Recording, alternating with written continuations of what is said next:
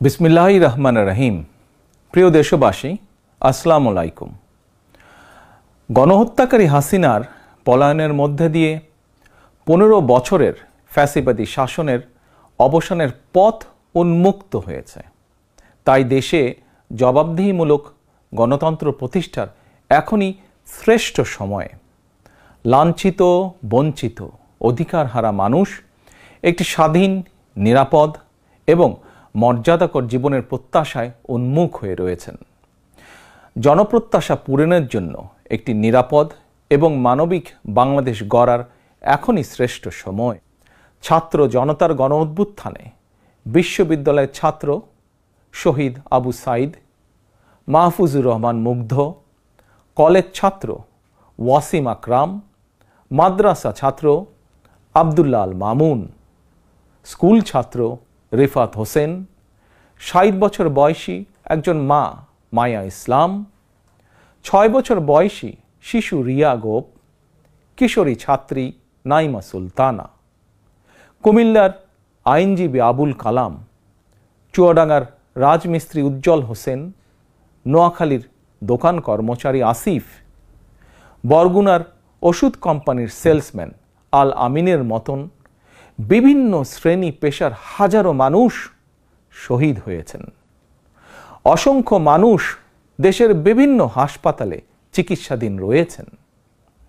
পাবনার গাড়ি চালক আরাফাত হোসেন, মিরপুরে গুলিবিদ্ধ 22 বছর বয়সী মুস্তাকিম, দোকান কর্মচারী আতিকুল, অষ্টম শ্রেণীর শিক্ষার্থী তামিমের মতন অনেকের, বহু মানুষের হাত কিংবা পা কেটে ফেলতে হয়েছে।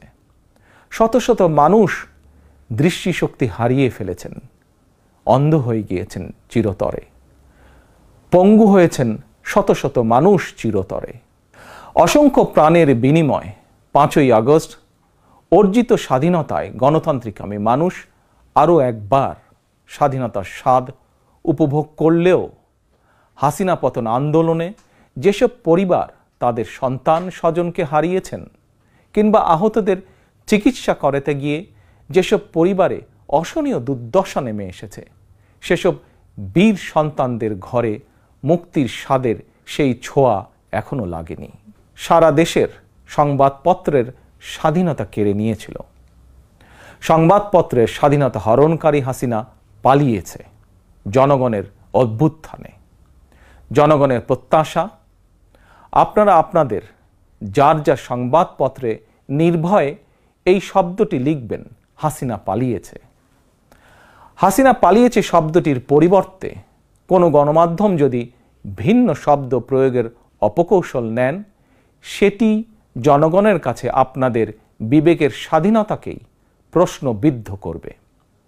আপনাদের প্রতি আমার বিনীত আহ্বান, গত 15 বছরে যেই সকল পরিবারের মানুষগুলো গুম, খুন, অপহরণের শিকার হয়েছেন, ছাত্র জনতার বিপ্লবে হাজারো মানুষ যারা শহীদ হয়েছেন, আহত হয়েছেন, তাদের এবং তাদের পরিবারের দুঃখ দুর্দশার কথাগুলো আপনারা আপনাদের সংবাদ মাধ্যমে তুলে ধরবেন।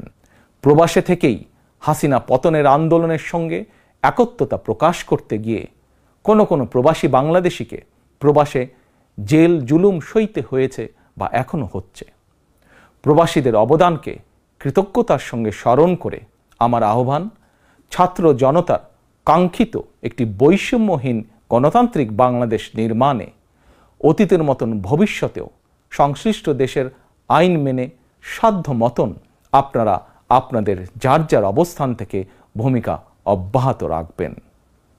দেশে প্রবাসে সকলকে ধন্যবাদ জানিয়ে আমার বক্তব্য শেষ করছি।